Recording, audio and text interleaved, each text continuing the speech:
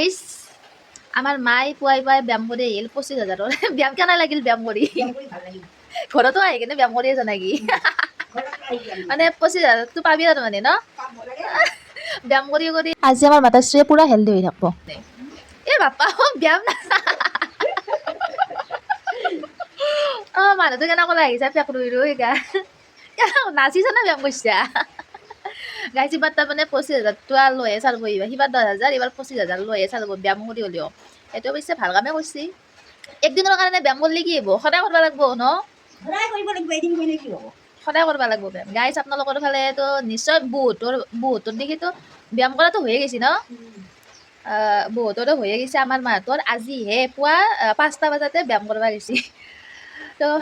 আপোনালোকৰ ফালে ব্যায়াম চাম কৰা হ'ল না মানে এইগিলাখান হ'ল না আকৌ বাকী এতিয়া আৰু আমাৰ মাতাজী এতিয়া পেকক যায় এতিয়া 7টা বাজিল এতিয়া পেকক যায় আমাৰ মাতাশ্ৰীয়ে আৰু ময়ো এনেকৈ থাকিম আৰু ঘৰটোত